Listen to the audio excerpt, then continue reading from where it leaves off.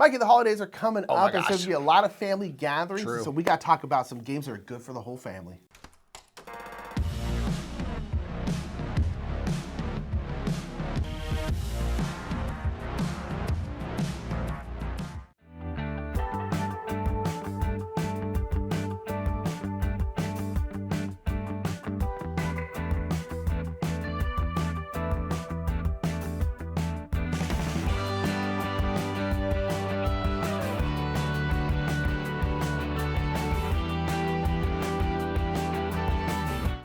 What's up, everybody? I'm Mike. I'm Nick. We are the Brothers Murph, and yes, we're going to talk about games that you can kind of play with the whole family. Yeah. We're not talking about little kid games here. Yeah. Like, let's say like 7 to 8 and up, maybe 5 or 6 if they're particularly clever or something like that. Yeah. Absolutely. So these are going to be games that you can sort of play with anybody. All of them are going to be, if you notice on Board Game Geek, it ranks complexity from 1 to 5. These are all going to be below 2, so they're on the easier side to understand.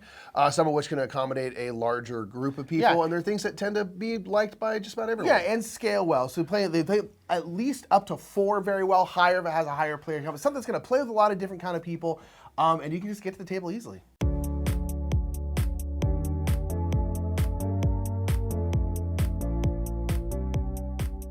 Our number 10 is going to be a game called Herbaceous, which I've played with my family a lot. My wife is one of her favorite games, and mine as well. This is a game where you are collecting different types of herbs and putting them into different pots. You're planting herbs, which is something that my wife does in real life.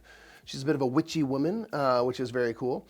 And this is one that has like dead simple rules. It's very easy to understand. You have these different pots, one of which wants all different types of herbs. The other one wants all the same type of herb. Third one wants pairs of herbs, as many different pairs as you can get. Then you have a glass jar, which is sort of a catch-all one. And in this game, you are going to draw a card from the central deck. It's going to have a type of herb on it, and you can put it into your private garden, meaning those are cards only you can use, or you can put it into the public garden, which you may use on a future turn, or of course one of your opponents might use before you get to it. After you make a selection of either private garden or public garden, you'll draw a card, and whatever you did not select on that first turn, the second card goes into the other things. You're always going to put 1 in your private, 1 in your public garden, and I love that decision space right there of, I get a first card. It's a saffron. Maybe I can use saffron later. I don't know if I need it now. Do I put it in my private garden so it's safe? Do I put it in the public garden? And that kind of ever enticing lure of like, what's the second card going to be? Of course you don't know. And once you lock in that first decision of where that first card's going to go, the second card is going to have to go to the opposite. You cannot go back. And so it's just a very interesting choice every single time. And then there's a timing element because each of those pots where you can put your herbs into can only be potted. You can only plant in them 1 time in the game. So you want to choose well, where if there's a bunch of cards in the public garden that I could very much use right now, do I decide to go ahead and pot a plant that's going to have a bunch of pairs in it, knowing that I cannot add to that later? So is it worth it enough now, or do I risk going 1 more turn and then maybe someone else takes a bunch of the herbs from the public garden and I'm left without? Very fun to have to decide those things, but ultimately really light rules, beautiful art, and just a lot to love.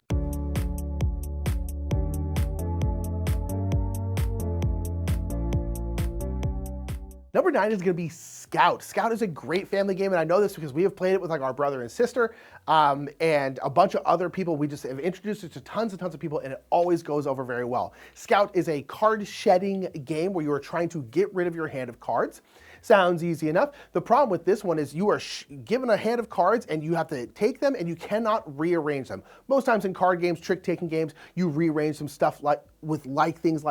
You can't do that in this game. But what you can do is flip your whole hand over, because on one half of the cards there are certain numbers, like it might be a 7 on this side, but on the bottom half there might be a 2 on the other side, or a 1 or whatever.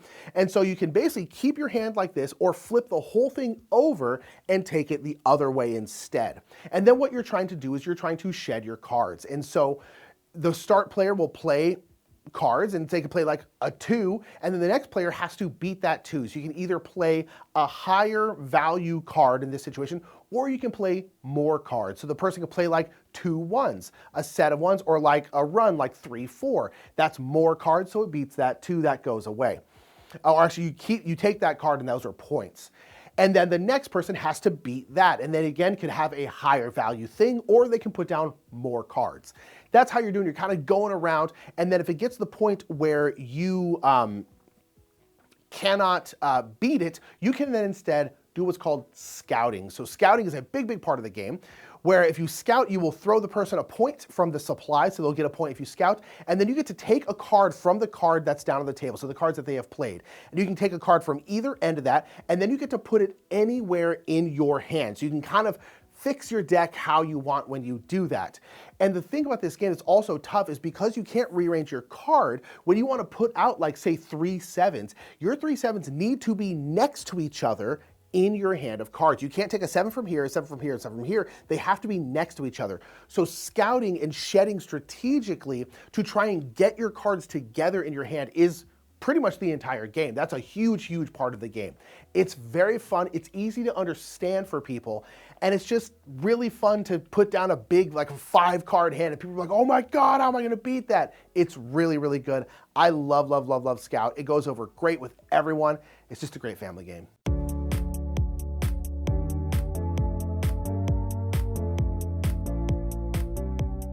Next up is going to be MicroMacro Crime City and all of its different variants. There are some that are even made for younger family members. This is a game that definitely appeals if you are of an age where you, I should say looked at Where's Waldo, or I think around the world, Where's Wally books. These kind of hidden image books where you're looking around a very kind of busy, chaotic scene, and in that scene there's going to be evidence of things going on and different characters you are looking for. MicroMacro Crime City does this, which gives you a whole giant city board, you know, a giant map that you unfurl on your table. And it's going to have all sorts of stuff going on. And in fact, it's actually telling stories through time, where you might see a character who's walking down the street, and if you kind of follow down that street, you might see that character again, and oh no, they've been robbed. And you're trying to figure out the answers to various crimes that have happened in the city by sort of following through the imagery that you can see and gather evidence that way to be able to answer the various questions based on the particular case you're trying to solve. It's just super fun. This is something that, like, my daughter is 3.5. She's too young to play this game in terms of the understanding, but, like, I just want to bust out the map because it's just fun to look at. If nothing else, it's got a lot of appeal based on the fun art and all of the different things going on. It's just kind of a delight. It's a very casual game, and there are, again, kind of versions of MicroMacro that are aimed more at those families and kind of simplify a few things. So this is a game that you can sort of just play as an activity, you know, really try to get in the nitty-gritty of solving the crime, or just enjoying the art for its art's sake. And someday I have hopes of, like, coloring it all in, maybe with my daughter, and if we have the patience possibly for it.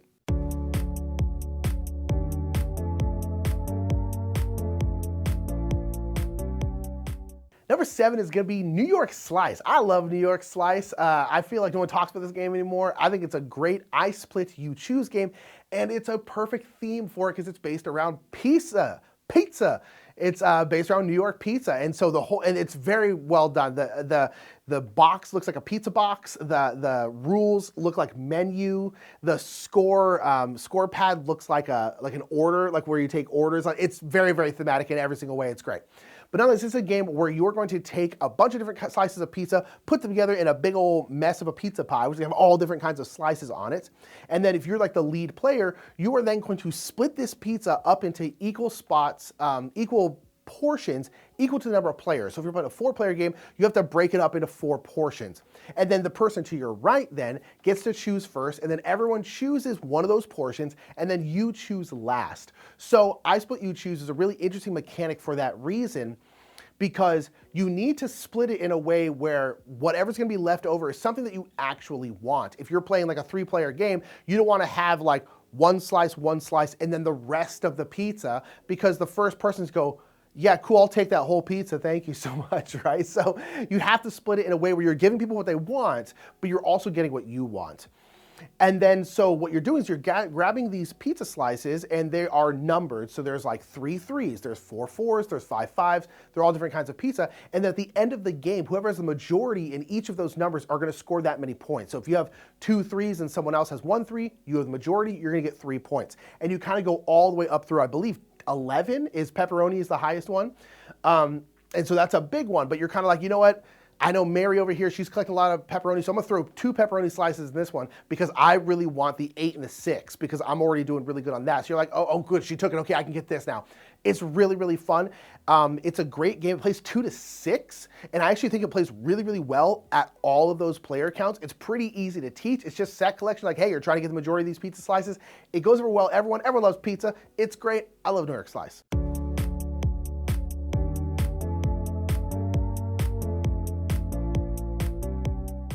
Next up is going to be Sagrada. This is a game that, like, early in our personal board gaming journey, this was one that was like one of the first, like, whoa, super eye-catching games, really beautiful games. It's a game where you're making a stained glass window using these kind of translucent, colorful dice to kind of place into a window. It's a little bit Sagrada-like.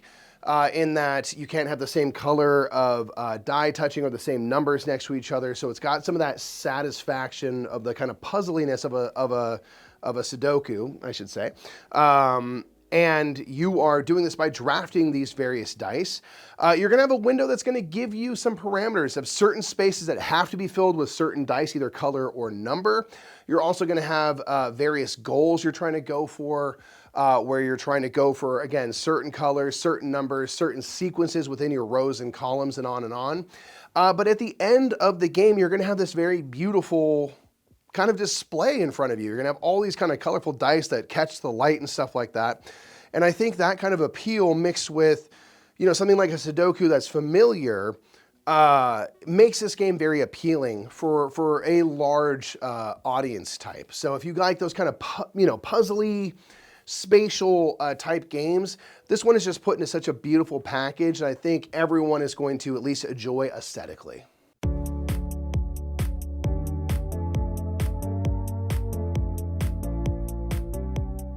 Number 5, you probably already knew was going to be on the list, and that is Green Team Wins. We talk about Green Teams Win a lot here on BGG because we're massive fans of it, and one of the reasons why is because it just goes over well with everybody. This is a game where you're trying to be in the majority. It's a party game.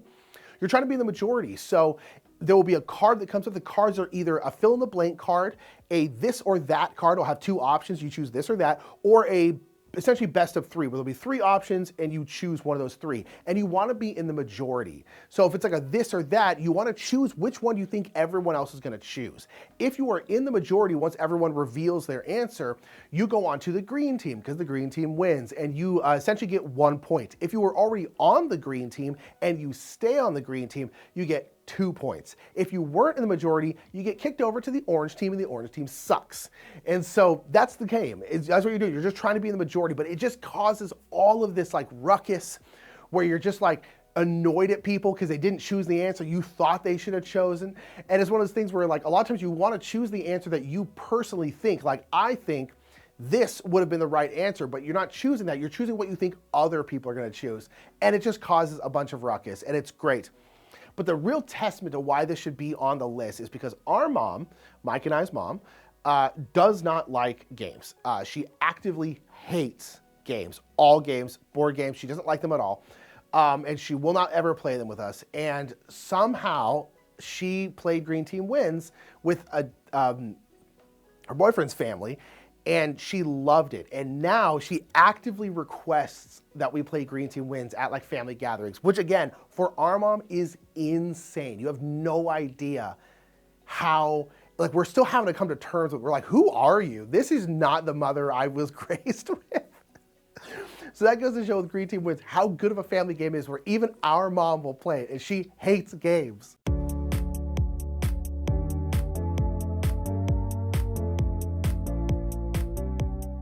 Next up is going to be number 9. This is a polyomino tile placement, tile stacking game where each of the tiles are going to be semi-abstracted polyomino shapes that represent different numbers, 0 through 9.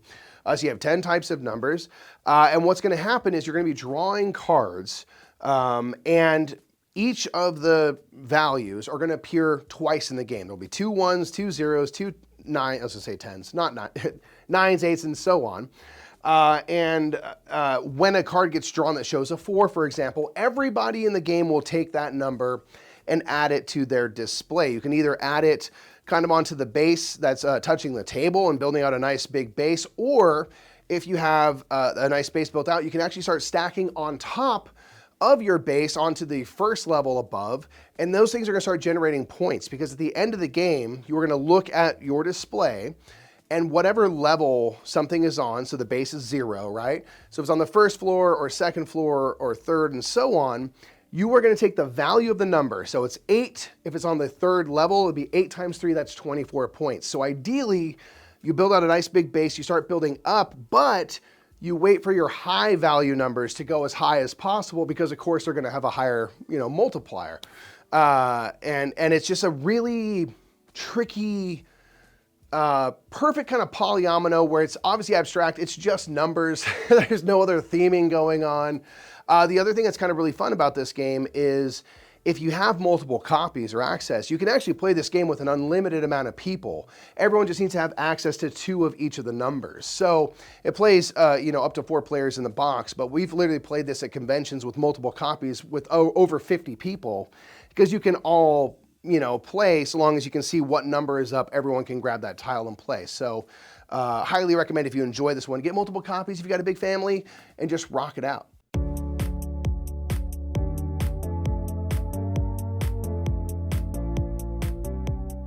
Number 3, people always out there, it's like, it's an activity, not a board game. Let's be honest, y'all, who cares? It's the mind. The mind is great. Because here's the thing, if a game is a more activity than a game, is the activity fun? Yes, then good, who cares? Just play the activity then. My gosh. But nonetheless, the mind is a great game, activity, who cares? It's a great one. I love the mind. The mind is it's just a mind meld game. That's all it is. It's a game where you're going to have a deck of cards that is 100 cards, and they're labeled 1 through 100. So you are given a hand of cards. The first round, you're each going to get 1 card. Second round, you're each going to get 2 cards, 3 cards, 4 cards, all the way up to, I think, 12. I've never won this game. I don't think it's possible. Don't listen to Steph Hodge. It's impossible. But nonetheless, this game, you're mind melding. So basically, you each have a card, and that card can be anywhere between 1 and 100, and you have to put those cards down onto the table in order without talking and without really communicating, other than just like vibes. So basically, if you have like the 8, you're like, that's pretty low. Is anyone going? Is anyone going? No one else is going? Okay, I think I'm safe. Boom. Put down the 8, everyone goes, okay. And the other person has like 50. They're like, oh gosh, is 50 next? Because again, cards between 1 and 100. Everyone's cards could be 96 to 100. They could be. It's not likely, but they could be. So it's like one of those things where you're just trying to mind meld, be like, is it 2 people start going at the same time? You're like, oh no, who is it? Who is it? Who is it? And then if you're wrong, you lose a life. And if you lose a certain amount of lives, you lose. And then basically, if you get past a round, you then increase the amount of cards everyone has, which makes it harder because now there's more cards in the mix. And you just keep going until you either win or you lose, and you're going to lose. It's really, really fun. This game goes over, especially with like normies, people who don't play games a lot. This is a perfect game. It's so easy to understand. You can teach it in 10 seconds, and then you can just go, and it just creates laughs. It just creates fun. I love the mind. I will never not love the mind. It's great, and it deserves to be on the list.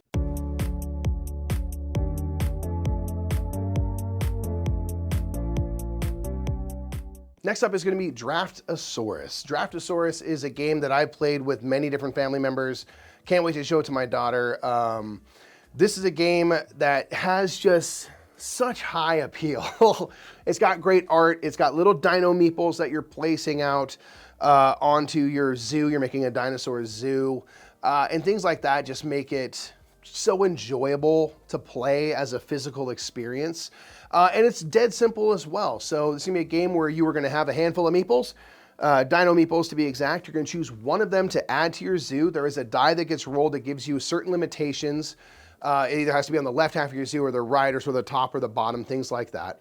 And you're gonna place into one of your enclosures. The enclosures have different rules for what they want in order to score points. One, kind of earlier when I was talking about Herbaceous, similar to that, one of your enclosures wants all different dinosaurs, one of them wants the same.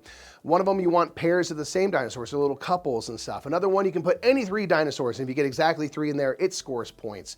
And you can always put dinosaurs in the river for a bath, and they'll be worth 1 point if they are down there. Once you've selected one dinosaur to place, you're gonna hand off all of your dino meeples and receive dino meeples from your opponent to your left or right. And then you're gonna place the next one and kind of so on. So this is a game that just is appealing. It's well laid out. It's easy to understand in terms of like what each enclosure needs and how many points it's going to score. And the little dino meeples are just so beautifully constructed. It's so playful. They're colorful. They all have different shapes and stuff. It's very satisfying, almost like on a toy level. And you can play, in the base game, 2 different maps, 2 different sides. You can teach and play both sides of the map in like 20 minutes. So you're also packing in a really fun time and not a lot of time, which is sometimes important when you have a family and there's a lot going on. This is a really good one to kind of get in. You can even play multiple games and it doesn't take up your whole evening.